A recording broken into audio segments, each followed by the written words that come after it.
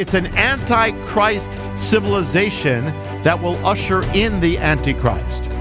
One that has known God, one that has once known Messiah, but has turned away from him. That is far more dangerous than a pagan civilization. And he says this, "She who is in Babylon, chosen with you, sends you greetings, and so does my son Mark. Greet one another with a kiss of love. Peace be to all of you in Messiah." What's the significant thing for end-time prophecy? Or could it be? Or Peter is signing off, and he mentions she who is in Babylon. Babylon. Now, he may be referring to his wife, Mrs. Peter, because it says, you remember that Paul said, do I not have the right to bring a believing wife along with me like Peter does? Peter is signing off. Now, if it's literal, he'd be talking about an ancient city in Mesopotamia, Babylon. Now, I'm not completely ruling that out, however. There's some problems with taking that literally. Because number one, we don't have any record of Peter ever going there. In the earliest histories of the church, they have a lot of things, but nothing about that. Babylon was a shell of what it had once been at that time. It was in many ways deserted outside of the Roman Empire under the possession of the Persians. It would seem very unlikely for the fishermen of Galilee, Peter, to go about 1,000 miles to a place in the middle of nowhere. But there is a place that is much more likely for him to have traveled to, and that would have been the capital of the empire in which he lived, in which there was a massive movement of people coming to the Lord, believers, and who were under persecution, where Paul also traveled, called Rome. The histories we have of Peter all speak of him going to Rome. If so, then what is Babylon? Babylon, in that case, would be a name, a spiritual name of Rome. In the same way, Hollywood has been called Babylon. New York City has been called Babylon. The name of Babylon speaks of the kingdom of man in rebellion against the kingdom of God, as starting with the Tower of Babel. It'd be a very Jewish thing to call Rome Babylon, and Rome was called Babylon. We know that in the early part of the age. So why is that important? What does that have to do with Revelation? Well, in Revelation 17, it says, verse 4, "The woman was clothed in purple and scarlet, adorned with gold, precious stones, and pearls, holding in her hand a gold cup filled with abominations, unclean things of sexual immorality. And on her forehead the name was written, Mystery Babylon the Great, mother of prostitutes and of the abominations of the earth. And she's drunk," it says, "with the blood of the saints," persecution. Well, the Bible speaks of an end-time entity, an evil power, a system called Babylon. Verse 9 of that chapter says, "Here is the mind that has wisdom. The 7 heads are 7 mountains upon which the woman sits." 7 mountains or hills in the ancient rendering. Rome is called the city on 7 hills or 7 mountains. In fact, in the reign of Emperor Vespasian, who's the emperor who oversaw the destruction of Jerusalem in 70 AD, first century, he minted a Roman coin. A Roman coin was minted that has an image of Rome as a woman sitting on 7 hills, kind of like this in Revelation. Now, the woman here is depicted drunk with the blood of the saints, and it was Rome that became the first great world power to persecute believers. It's recorded that Peter and Paul were both killed there in Rome under the persecution. Matthew 24:30 says this, "Then the sign of the Son of Man will appear in the sky. All the people of the earth will cry out in agony when they see the Son of Man coming on the clouds." Now, what's significant here? All the people of the earth will cry out when they see the Son of Man coming. Why is that significant? Well, one of the reasons is this. It says all the earth will see this. Well, think about that. That implies the entire world is seeing a single event in real time. How could that happen? Back then, it could never have happened. But only in the 20th century was it even possible for that to happen. That the whole world could view an entire event, a single event at the same moment. And so far, even now, it's even more so than it was in the 20th century. You had satellites. Now you have everybody on cell phones where you would see it instantly. Everybody's connected, which goes also with other things that appear in the book of Revelation that speaks of the same dynamic. The 2 witnesses die, or they're killed, and the whole world reacts immediately. How? I mean, back then it would take days and days for anything to know. Immediately, only if the world is joined together as one. The beast causes all to buy or sell with a mark, with one mark. How could they do that? They could never do it back then. You need a one world global system involving every financial transaction in the world. That was not possible ever until just about now. You could never do it. You could never monitor it. You could, except with computers. So what is it? It's talking about a one world state, but everything is implicit that there is going to be a one world state. Revelation and the things that Messiah says. Now let's move to the Antichrist. I'm going as fast as I can because I have a lot. John 5. Did Messiah say anything that could relate to the Antichrist? John 5 verse 43. I come in my Father's name and you don't receive me. But if another comes in his own name, you will receive him. He is the Messiah. And he's saying, you're not receiving me as the Messiah. I come in the name of the Father. But if another one comes in his own name, you'll receive him. The implication is as Messiah. Now, a century later, a guy rose up called Bar Kokhba. He came in his own name. His name, Bar Kokhba, was supposed to mean son of the star. He was received as the Messiah by masses of Jewish people in the land, and a key rabbi said, this is the Messiah. He led the Jewish people in one more revolt against Rome. It ended with total destruction. Others have risen up in the Jewish world as Messiah. The other most famous man was a guy called Shabbate Zevi. He rose up in the year 1666. It gives you a little hint there, 666. Interesting, masses followed him in the nations. But then he started acting weird. He had a wedding where he married a Torah scroll. Then he was arrested by the Turkish Sultan and told, convert to Islam or die. So he converted. He came in his own name, and yet he was accepted. It's been estimated, I haven't checked it out, but it's been estimated that there have been about 64 false messiahs who have risen up to the nation of Israel since Jesus. But the word for Messiah in Greek is Christos, or the Christ. The word for instead of or substitute guy is anti. So Antichrist. Ultimately, when Messiah speaks of false messiahs, they are antichrists. They are false messiahs. The Antichrist is the anti-Messiah. He comes as the Redeemer of Israel and the world. And note, he will come in his own name. The Antichrist will come in the name, he'll be self, he'll be everything, not in anything else. So as the foreshadower of the Antichrist, there's a foreshadow in ancient times, and it's linked to Hanukkah, which we're going to be celebrating at the end of the month. We're going to go through that mystery. But the guy's name was Antiochus Epiphanes. He was a king who tried to wipe out the Jewish faith. He's the first exact, real shadow of the Antichrist, and his name means Antiochus, God manifest. He came in his own name. And the Antichrist, what it's kind of speaking, that ultimately what he said there applies to any false Messiah, but ultimately to the Antichrist. That the Antichrist will be accepted, and he'll be accepted by the world in the link to the rejection of Jesus. Because you don't accept me, but you're going to accept him. So it's going to be a civilization that has known Messiah, but has turned away from him, that will open the doors to the Antichrist. You see, it's an antichrist civilization that will usher in the Antichrist. One that has known God, one that has once known Messiah, but has turned away from him. That is far more dangerous than a pagan civilization.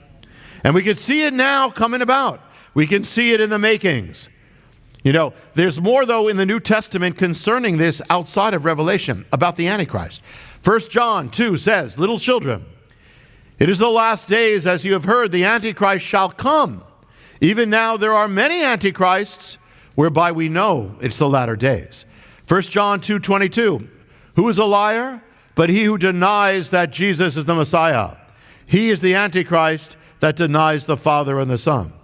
1 John 4:3, every spirit that does not confess that Jesus, Yeshua, is the Messiah, the Christ, come in the flesh, is not of God. This is the spirit of Antichrist that you heard was coming, and it is now in the world. He's saying the spirit of Antichrist is already in the world. And those who are led by that spirit are little Antichrist, but there is an Antichrist to come. You see, as soon as Jesus came, the spirit of Antichrist came in the world. You can't have the spirit of Antichrist until you have the spirit of the Christ, because it's against what has come. So the Antichrist will exist to deny the Christ, the Messiah, as the enemy denies God.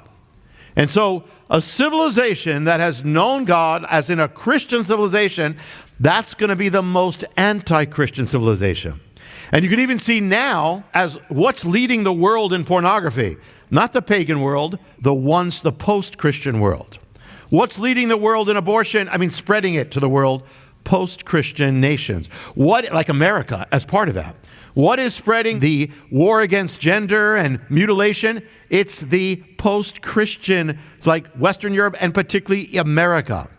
So that is the most dangerous thing. Now, the Apostle Paul most clearly identifies the Antichrist. This is 2 Thessalonians 2. This is what he says. We ask you, brethren, regarding the coming of our Lord, Jesus, Yeshua the Messiah, and our gathering to him, that you don't be quickly shaken from your composure or be disturbed either by a spirit or a message or a letter from us, as if it was to the effect that the day of the Lord has already come.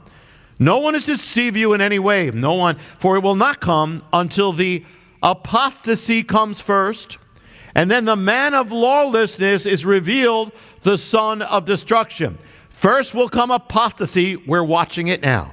Then will come the Antichrist.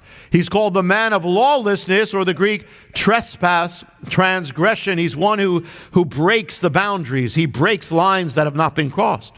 Is revealed. The word here is apocalypto, same word that names the book of Revelation, the removing of the veil. So the Antichrist is the opposite of the Christ, and also in this.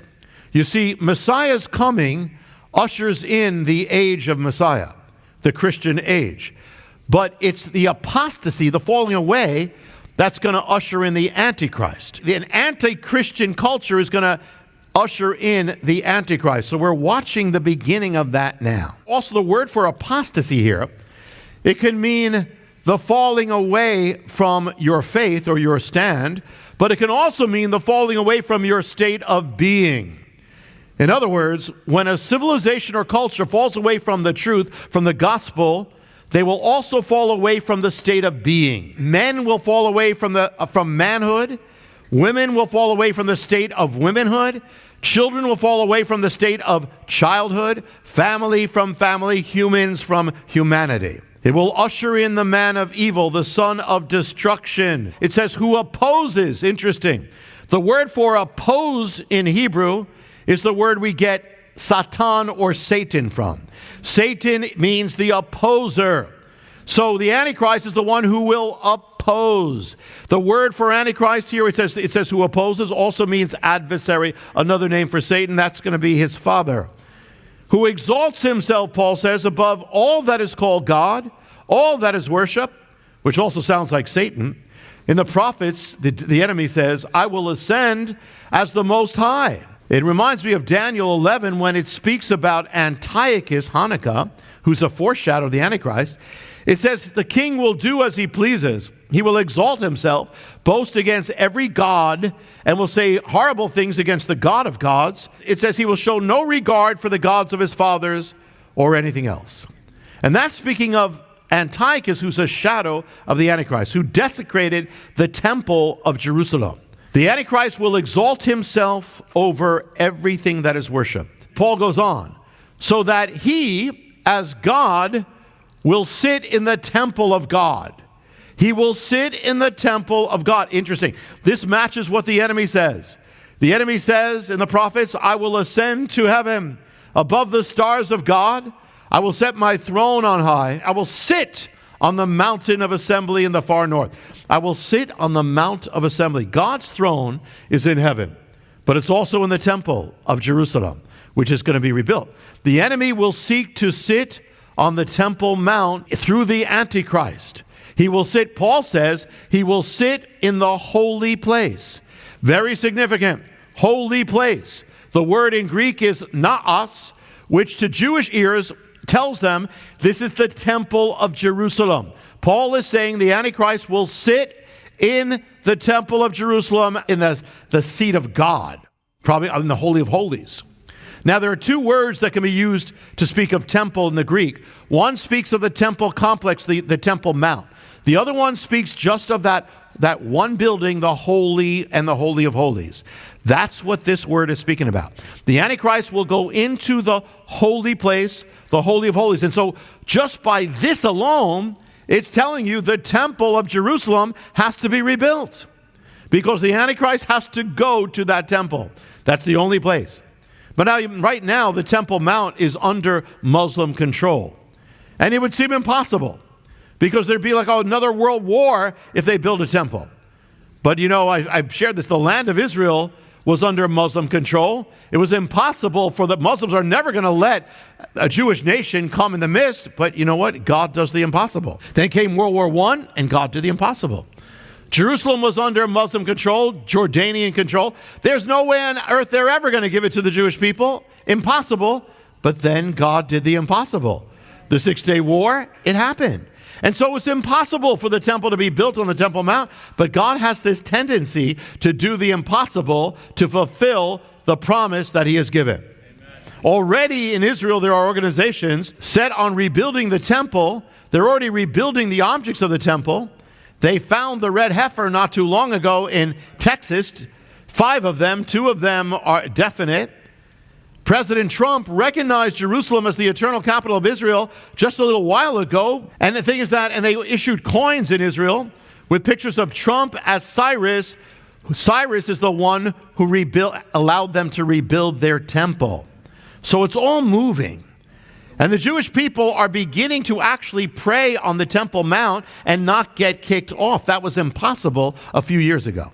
We always used to sneak that prayer. But they're doing it now, openly. And this past Feast of Trumpets, observant Jews smuggled shofars on the Temple Mount, blew them on the Temple Mount for the first time in 2,000 years on the Feast of Trumpets. The Antichrist will sit in the holy place and show himself as God. The Greek means demonstrate himself, prove himself, so something's going to happen up there. And this converges what Messiah said. Matthew 24, therefore, when you see the abomination of desolation which was spoken of through the prophet Daniel standing in the holy place, same thing. Let the reader understand. Those who are in Judea must flee to the mountains. When you see the abomination doing what? Standing in the holy place. The Antichrist will sit in the holy place. The abomination will stand in the holy place. The abomination, the word for abomination in Hebrew is linked to the word for idol. An idol. Undoubtedly, it's an idol, which links up with Revelation 13, and he, of the false prophet, he deceives those who live on earth because of the signs given to him to perform in the presence of the beast, telling those who live on earth, make an image to the beast who had the wound of the sword and came back to life. It was given to him to give breath to the image of the beast. So the image of the beast would even speak and cause all those who don't worship the image of the beast to be killed, and all to receive the mark of the beast. So he will make an image of the beast, the Antichrist. That image will appear to speak, whether that's technology, whether it's supernatural. It all goes along with the abomination, an idol set up. And Antiochus, the shadow of the Antichrist, actually set up an idol. But this is like magnified. An image, the man linked to the man of evil who will sit in that temple, declare himself God, while the image is set up of him and the world worships him. It's so consistent. The Antichrist. The dragon stood on the sand of the seashore. And I saw a beast coming out of the sea, having 10 horns and 7 heads. On his horn were 10 crowns. On his head were blasphemous names. And the beast I saw was like a leopard, his feet like those of a bear, his mouth like the mouth of a lion. And the dragon gave him power and a throne and great authority. I saw one of his heads as if it had been fatally wounded, and his fatal wound was healed. And the whole earth was amazed and followed after the beast. They worshipped the dragon because he gave his authority to the beast. They worshipped the beast, saying, "Who is like the beast?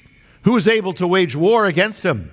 And a mouth was given to him to speak arrogant words and blasphemies, and authority to act for 42 months. What is that? 3.5 years.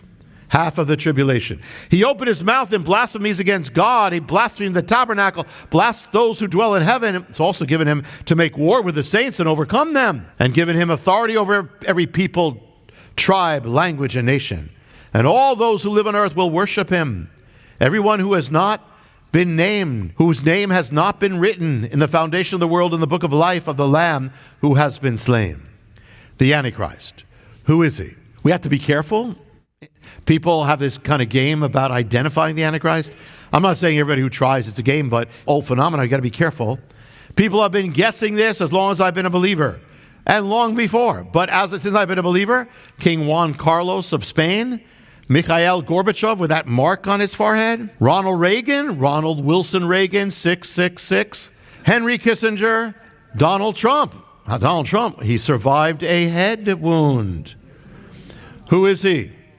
The Antichrist will make Stalin and Mao and Hitler pale in comparison. He'll be far more evil, if you can imagine it, far more powerful, if you can imagine it. Where will he come from? He's linked to the Roman Empire in Revelation and in Daniel. In Daniel 9, when it speaks of the coming of Messiah and it speaks of the destruction of the temple of Jerusalem, it happened in 70 AD. It says, the people of the prince who will come will destroy the city and the sanctuary. Then it goes on to speak of that ruler making a 7-year covenant, a tribulation period, and in the middle of it, turning on the temple, speaks of the desolation of the temple. That's the Antichrist. So how does it identify it? The people of the prince or the ruler, the Tsar, the ruler, who will come, will destroy the city and the temple, the sanctuary. Who destroyed the city and the sanctuary, the temple? The Romans did. So it means the Romans will be of the Antichrist. The Antichrist will somehow be joined to Rome. Does that mean he'll be from Rome? Perhaps. Or that he will rule from Rome? Perhaps. But that's a city. Rome was also an empire. So what was it? What did it include? The Mediterranean, North Africa, Turkey, Lebanon, parts of Syria, Jordan, Egypt, which are all now Muslim, but also Western Europe, including Italy, Spain, Portugal, Greece, France, parts of Germany, England, more, including a nation in the middle of it, of all these nations, Israel. He will likely come from these borders. Could he come from America? Perhaps, as much as America is descended from Western Europe, which is Rome, but more likely he would come from the lands of the Roman Empire somehow, if not Rome itself. Some people believe he's going to be Muslim. Could he be? It's possible, but other things would argue against it. First of all, he's connected to the city or the entity of Rome. The fact that he's the Antichrist and the most anti-Christian civilization, again, are those which have known Christ and have apostatized. Notice that, the greatest evils of modern times have come from the lands that were once Christian but turned away. Like fascism from Italy, like communism from Germany and Russia, like Nazism from Germany, the land of the Reformation. The other thing is he will not worship any god like Muslims do. He will count himself above it. That more sounds like Europe, post-Christian, secular, even above everything. That doesn't sound Muslim. Communism is like that. Fascism is like that. Nazism is like that. Some believe the Antichrist will be Jewish. Well, the argument is that the Jewish people would only accept a Messiah who is Jewish. And if the Antichrist is going to substitute for Jesus, he'd have to be Jewish. But on the other hand, the whole world is going to worship the Antichrist. People of every nation, the whole world generally doesn't look favorably on Jews or Israelis. People of every nation, and the Antichrist will make a covenant with Israel, a deal. If he's part of Israel, how can he make a deal with himself? If he comes as the Jewish Messiah, as Jewish, it would not be like if he's the Messiah, he's the King of Israel, representing Israel to the world, not representing the world to Israel, which the Antichrist will do. And if he turns against Israel and persecutes the Jewish people, how could he be Jewish? Also, the fact that he can't fulfill the prophecies of the Messiah, the Jewish Messiah, that have already been fulfilled. He's not a duplicate of Messiah. He's the one who comes to replace the Messiah. Hi, I'm Jonathan Cahn, and I hope you were blessed with the video. Make sure you hit the subscribe button and tap the bell icon so you're notified every time a new video is posted. Feel free to share your reactions with your comments and how you were blessed, and share this video with your friends. Thanks for watching, and I'll see you next time.